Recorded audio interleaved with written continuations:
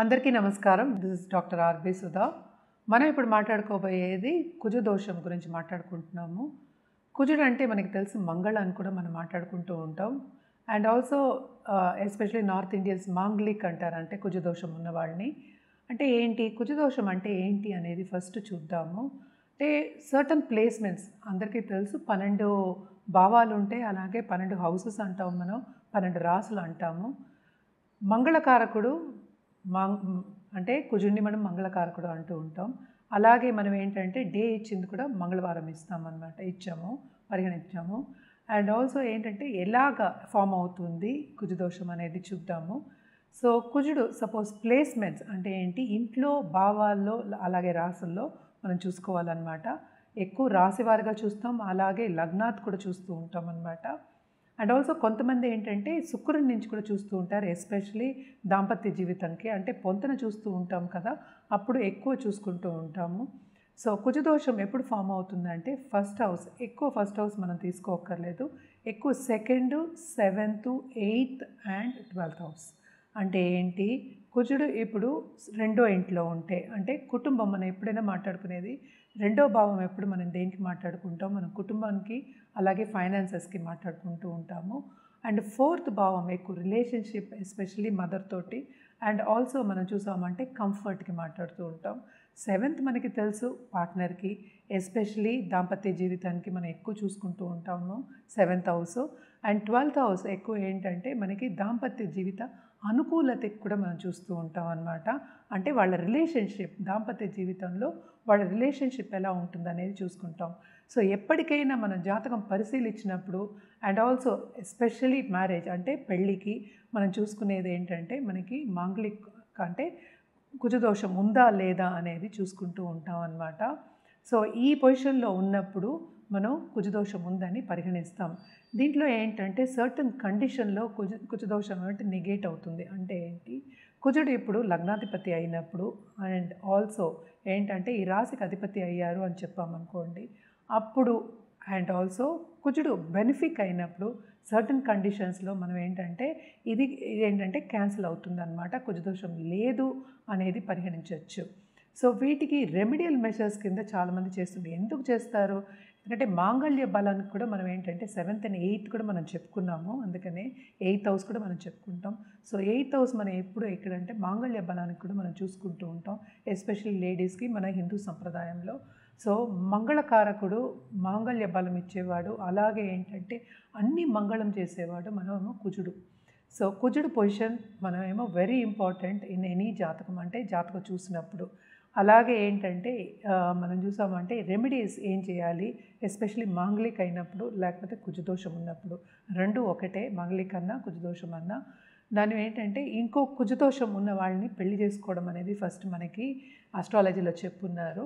అదొకటి కాకుండా వివాహం అనేది కూడా చేస్తారు, అదొకటి కాకుండా చెట్టుకి వివాహం కూడా చేస్తారు.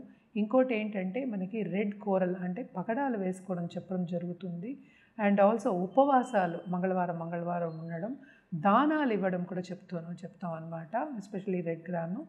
సో ఇవన్నీ చేసుకుంటూ ఉంటే, అంటే నిత్యం చేసుకుంటూ, అంటే కుజదోషం అనేది నెగేషన్ అనేది ఉండదన్నమాట, ఉంటే కంటిన్యూస్గా ఉంటుంది.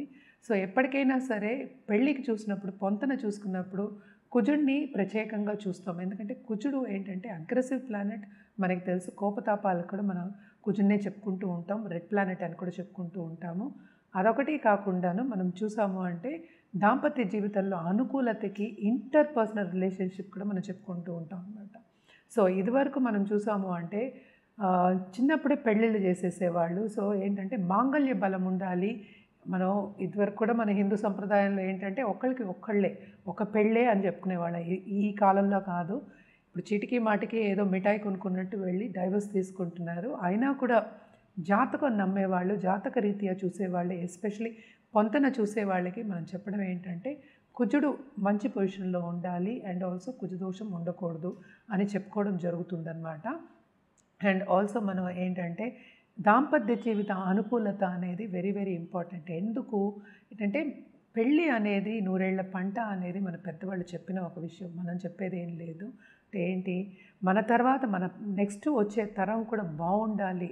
అంటే బాగుండాలి అంటే not only physically, mentally also and also ఏంటంటే స్పిరిచువల్లీ అంటే ఏంటి వాళ్ళకి సక్రమంగా లైఫ్ని వాళ్ళు లీడ్ చేయాలి అని చెప్పడానికి మనం చెప్తూ ఉంటాం అన్నమాట. సో తప్పక కుజుడు పొజిషన్ అనేది వెరీ వెరీ ఇంపార్టెంట్ ఇన్ జాతకం. అండ్ ఆల్సో మనకి తెలుసు కుజుడికి దేనికి ఆధిపత్యం ఉంది అంటే మనకి మేషానికి అలాగే వృశ్చికానికి. అండ్ ఆల్సో రెడ్ ప్లానెట్ నేను చెప్పినట్టు తొందరపాటు నిర్ణయాలు తీసుకోకుండా కొంచెం కామ్గా నిర్ణయాలు తీసుకోవాలి అన్నప్పుడు పరిహారాలు నేను ఇందాక చెప్పిన పరిహారాలు కుజదోషానికి చేస్తూ ఉంటాం అన్నమాట. అదొకటి కాకుండా మనం ఎప్పుడైనా కుజదోషం ఉన్నప్పుడు మనం చెప్పేది ఏంటంటే లేట్ మ్యారేజ్, లేట్గా పిల్లలు పుడతారు అనేది. ఇదివరకు నేను చెప్పినట్టు చిన్నప్పుడే పెళ్ళిళ్ళు చేసేసేవాళ్ళు కనుక ఇవన్నీ ఏంటంటే పరిగణలోకి వచ్చాయి అన్నమాట. And also late marriage especially మెన్కేమో 32+ అండ్ ఆల్సో గర్ల్స్కి లేడీస్కి 28+. ఇదివరకు ఏంటి 10 ఏళ్ళకే పెళ్ళిళ్ళు చేసేసేవాళ్ళు కనుక ఇవన్నీ చూసుకునేవాళ్ళు. మాంగళ్య బలం కూడా చూసుకునేవాళ్ళు, అంటే 50 years కలిసి ఉండేవాళ్ళు, అలా చూసుకునేవాళ్ళు అనమాట. ఈ కాలంలో అవి కాకుండాను ఇప్పుడు గొడవలు, ఇప్పుడు ఫ్యామిలీలో కలహాలు రాకూడదు. అండ్ ఆల్సో ఇప్పుడు సపోజ్ ఇప్పుడు లేడీస్ ఏమో చాలా మటుకు అందరూ అనుకునేది ఏంటంటే హార్ష్గా మాట్లాడకూడదు, వాళ్ళ ఒపీనియన్ చెప్పకూడదు, ఇవన్నీ ఉంటూ ఉంటాయి అన్నమాట. ఇవన్నీ ఉంటే ఏమవుతుందంటే ఒకరికొకరికి అండర్స్టాండింగ్ అనేది తగ్గుతుంది కనుక. అండ్ ఆల్సో ఏంటంటే గట్టిగా కోపతాపాలు ఎక్కువ అవుతాయి, గొడవలు ఎక్కువ అవుతాయి కనుక ఎప్పటికైనా మార్స్ అనుకూల పరిస్థితి, అనుకూల పొజిషన్ అనేది వెరీ వెరీ ఇంపార్టెంట్. అంటే కుజుడు పొజిషన్ అనేది వెరీ వెరీ ఇంపార్టెంట్. అంటే ఏంటి, కుజ అనుగ్రహం ఉంటే మన దాంపత్య జీవితం చాలా బాగుంటుంది. అలాగే పిల్లలు పైకి వచ్చే సూచనలు కూడా మనకి ఎక్కువ కనిపిస్తూ ఉంటాయి అన్నమాట. కొంతమంది ఏం చేస్తారు అంటే మనకి మార్స్ చూస్తాము, అలాగే చంద్రుడిని రాశివారిగా కూడా నేను చెప్పుకున్నాను, అలాగే లగ్నాత్ కూడా మనం చూస్తూ ఉన్నాం. కొంతమంది ఏంటంటే కుజుడు పొజిషన్ ఫ్రమ్ వీనస్ కూడా చూస్తూ ఉంటారు అనమాట. ఇక్కడి నుంచి ఏంటంటే మొత్తం అంతా మనం చెప్పింది ఏంటి, జాతకం ఫస్ట్ పరిశీలించుకోవాలి. అది పరిశీలించుకున్న తర్వాతే మనకి కుజదోషం ఉందా లేదా, లేకపోతే అది మైనస్ అయిందా, క్యాన్సిల్ అయిందా, లేకపోతే ఏ మోతాదులో ఉన్నది అనేది మనకి తెలుస్తుందన్నమాట. ఇవన్నీ ఏంటంటే ఎవరికైనా సరే ఇప్పుడు పెద్దలు చెప్పడం ఎందుకు, అనుకూలంగా ఉంటే అంటే దాంపత్య జీవితంలో అండర్స్టాండింగ్ అనేది ఉంటే కనుక, ఎక్కువ గొడవలకి వెళ్లకుండా ఉండే కనుక వాళ్ళు లాంగ్ టర్మ్ కలిసి ఉంటారు అనే ఒక ఒపీనియన్ మీద, నమ్మకం మీద మనం ఈ కుజదోషాలు కానీ, ఏవి దోషాలు కానీ, లేకపోతే పొంతన కానీ మనం చెప్పడం జరుగుతుంది. సో తప్పక మనకి ఏంటంటే ఒకళ్ళకి పెళ్లి చేసాము, ఒక పిల్లలకి పెళ్లి చేసాము అంటే ఎప్పటికైనా వాళ్ళు కలిసి ఉండాలి, విడిపోకూడదు అనేది మన మన నిర్ణయం. ఆ నిర్ణయంతోనే చేస్తాము, వాళ్ళు అలాగే చేసుకుంటారు. సో కొన్ని పొజిషన్స్ మూలాన్ని, ఈ ప్లానెటరీ పొజిషన్ మూలాన్ని కొంతమంది విడిపోవడం అనేది జరుగుతుంది, ఎడబాటు రావడం అనేది జరుగుతుంది, కలహాలు రావడం జరుగుతుంది. ఇప్పుడు తల్లిదండ్రులు కంటిన్యూస్గా ఫైట్ చేసుకుంటూ ఉంటే, లేకపోతే గొడవలు పడుతూ ఉంటే పిల్లల భవిష్యత్తు ఏమవుతుంది, పిల్లలు ఏమవుతారు, వాళ్ళ మానసిక పరిస్థితి ఏమవుతుంది అనేది కూడా మన జాతక రీత్యా చెప్పడం అనేది ఈ కుజదోషం అందుకనే వచ్చిందనమాట. మన పెద్దలు చెప్పడం అనేది జరిగింది. సో నేను అన్నట్టు పెళ్ళి అనేది నూరేళ్ల పంట. ఎందుకంటే 2 కుటుంబాలని మనం కలుపుతున్నాం అనమాట. సో అటు వాళ్ళు వీళ్ళతో అనుకూలంగా ఉండాలి, వీళ్ళు వాళ్ళతో అనుకూలంగా ఉండాలి, కలిసిమెలిసి ఉండాలి అని చెప్పడానికి మన ఈ దోషాలు కానీ, లేకపోతే ఈ యోగాలు కానీ చెప్పడం అనేది జరుగుతుంది. దోషం అనడానికి ఎగ్జాంపుల్ కానీ దానికి వివరణ ఏంటంటే నెగటివ్ ఆస్పెక్ట్ అనేది దాంట్లో ఉంటుంది, కొంతవరకు ఏంటంటే నెగటివ్గా ఉంటుంది అని చెప్పడం అనమాట. సో కుజదోషం ఉన్నవాళ్ళు అటు ఆడైనా సరే, అటు మగవాళ్ళైనా సరే, అంటే బ్రైడ్ గ్రూమ్ అయినా సరే, బ్రైడ్ అయినా సరే, ఇద్దరికీ కుజదోషం ఉన్న వాళ్ళని కలపడం అనేది వెరీ ఇంపార్టెంట్. అదొకటి కాకుండా పిల్లలు పుట్టడానికి అంటే తామదం అవుతూ ఉంటుంది కదా, లేట్ అవుతూ ఉంటుంది, కొన్ని పొజిషన్స్ మనం చూస్తూ ఉంటాము. సో పిల్లలు అనుకూలంగా పుట్టడానికి, బర్త్ రావడానికి, అండ్ ఆల్సో వాళ్ళని సక్రమంగా పెంచడానికి, వాతావరణం అనుకూలంగా ఉండడానికి ఇలాంటివన్నీ మనం చూడటం జరుగుతుంది. అలాగే పొంతన అనేది చూడటం జరుగుతుంది. ఇప్పుడు మనం ఏంటంటే అన్ని రాసుల వారికి ఈ దోషం ఎలా ఫామ్ అవుతుందో చూద్దాం. మనం ఇప్పుడు మాట్లాడబోయేది మకర రాశి వాళ్ళ గురించి. మకర రాశి వాళ్ళకి ఈ రాశిలోనే చంద్రుడు ఉంటే రాశి అంటాము. అలాగే రెండో ఇంట్లో ఇప్పుడు కుజుడు ఉంటే అంటే ఏంటంటే కుంభంలో ఉంటే, అలాగే కర్కాటకంలో ఉంటే, సింహంలో ఉంటే మనం తప్పక ఏంటంటే కుజదోషం ఉంది అని చెప్పుకోవడం జరుగుతుంది. ఒకటి కాకుండా మనం చూసాము అంటే 12th హౌస్ అంటే ఏంటంటే ధనుర్లో ఉన్నా కూడా మనం చెప్పడం అనేది జరుగుతుందన్నమాట. అండ్ ఆల్సో ఏంటంటే ఏ మోతాదులో ఉంది and what are the other influences, అంటే వేరే గ్రహాల ఇన్ఫ్లుయెన్స్ కూడా మనం చూడడం అనేది జరుగుతుంది. మనం మాట్లాడేది ఏంటంటే రాశి వారీగా మనం మాట్లాడుకుంటున్నాము. ఇది లగ్నాత్తు చూస్తాం, రాశి వారీగా చూస్తాం. కొంతమంది ఏంటంటే చాలా పర్టికులర్ ప్రాంతీయం పట్టి ఉంటుంది, శుక్రుడి నుంచి కూడా చూడడం అనేది జరుగుతుందన్నమాట. ఇవన్నీ ఏంటంటే ఎప్పటికైనా జాతకంలో అనుకూలంగా ఉండాలి గ్రహాలు అనడం, ఎందుకంటే మన జీవితంలో కూడా ఏంటంటే అనుకూల పరిస్థితి ఉండాలి అనడానికి. దాంపత్య జీవితం అనుకూలం ఉంటేనే ఏంటంటే ఎవరైనా సరే, ఇప్పుడు ఆడవాళ్ళైనా సరే మగవాళ్ళైనా సరే బయటికి వెళ్ళి పని చేయాలి, ఒక పని మీద దృష్టి పెట్టి చేయాలి అన్నప్పుడు ఏంటంటే ఇంటి పరిస్థితి అనుకూలంగా ఉండాలి, రిలేషన్షిప్స్ బాగుండాలి.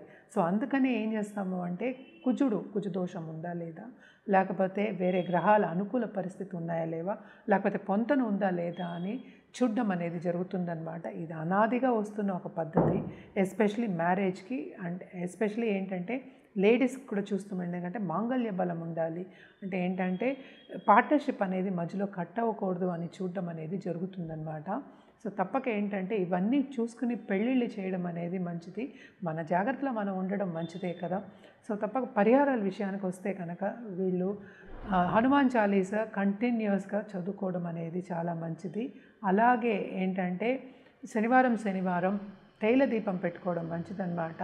అండ్ ఆల్సో దుర్గాదేవికి తప్పక పూజ చేయడం, నిత్యం పూజ అష్టోత్తరం చేసుకోవడం కూడా మంచిదే. సో ఇవన్నీ కాకుండాను ఫస్ట్ స్టెప్ ఎప్పటికైనా జాతక రీత్యా పరిశీలించుకోవడం మంచిది. కొన్ని అకేషన్స్, కొన్ని దీన్ని చూసామంటే గ్రహాల పరిస్థితులు కానీ ఎక్కడున్నాయో చూడడం జరిగితే కనుక తప్పక నెగేషన్ అయ్యే ఛాన్సెస్ కూడా ఉంటాయి.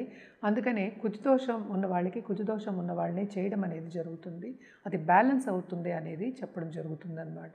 ఎప్పటికైనా సరే జాతక రీత్యానే మనం చెప్పడం అనేది జరుగుతుంది. నేను పరిహారాల విషయాన్ని కూడా నేను ఇందాక చెప్పున్నాను. బట్ ఏంటంటే ఇందులో ఏంటంటే మనం శుక్రుడు కూడా చూసుకుంటూ ఉంటాం, అలాగే జూపిటర్ కూడా చూసుకుంటూ ఉంటాం అన్నమాట. దోషాలు అనేది భయపడవలసిన ఒక విషయం కాదు. సో జనరల్గా ఏంటంటే ఫస్ట్ లగ్నాత్ ఎక్కువ చూసుకుంటూ ఉంటాం, చంద్రుడి నుంచి చూసుకుంటూ ఉంటాం, పొంతన చేస్తాం, అలాగే కుజదోషం ఉన్న వాళ్ళని పెళ్లి చేస్తాం.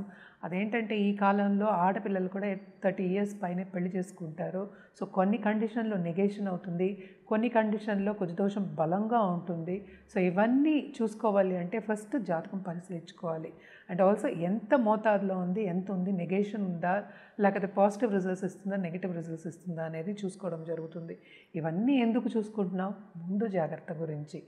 ఈ కాలంలో ఏంటంటే అప్పుడు ఆడవాళ్ళకి సహనం ఉండట్లేదు, మగవాళ్ళకి సహనం ఉండట్లేదు.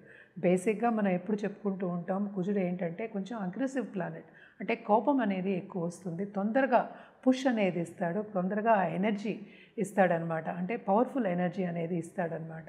కమాండర్ ఇన్ చీఫ్ కూడా మనం చెప్పుకుంటూ ఉంటాం అనమాట.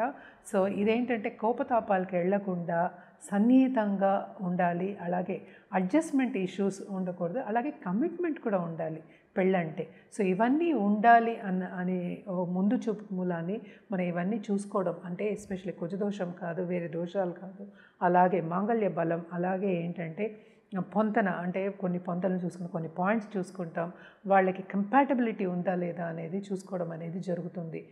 ఏదైనా సరే ఫస్ట్ ఏంటంటే జాతకం పరిశీలించుకోవాలి, ఫస్ట్ వ్యక్తిగత జాతకం పరిశీలించుకోవాలి. దాని తర్వాత మనం ఏంటంటే మ్యారేజ్కి వచ్చిన వాళ్ళకి ఇద్దరికీ పొంతన ఉందా లేదా అనేది చూడడం అనేది జరుగుతుంది. అండ్ ఆల్సో ఏంటంటే ఎప్పటికైనా సరే ముందే ఏంటంటే ఈ పార్ట్నర్షిప్ విడిపోకుండా ఉండడానికే చెట్టుకి పెళ్లి చేయడం కానీ, కుంభ వివాహాలు చేయడం కానీ జరుగుతుందన్నమాట. ఒక్కొక్క ప్రాంతంలో ఒక్కొక్క నమ్మకం అనేది ఉంటుంది, ఒక్కొక్క పద్ధతి అనేది ఉంటుందన్నమాట. సో ఒక్కొక్క అస్ట్రాలజర్ కూడా డిఫరెంట్గా చెప్పడం అనేది జరుగుతుంది. సో ఇవన్నీ ఏంటంటే జాతక రీత్యా, అంటే వ్యక్తిగత జాతకం మీద ఆధారపడి ఉంటుందన్నమాట. సో ఫస్ట్ వ్యక్తిగత జాతకం చూపించుకుని దాన్ని బట్టి పొంతన చేసుకోవడం, దాన్ని బట్టి ఒక పెళ్లి సంబంధం వస్తే ముందుకు సాగడం అనేది చాలా మంచిది.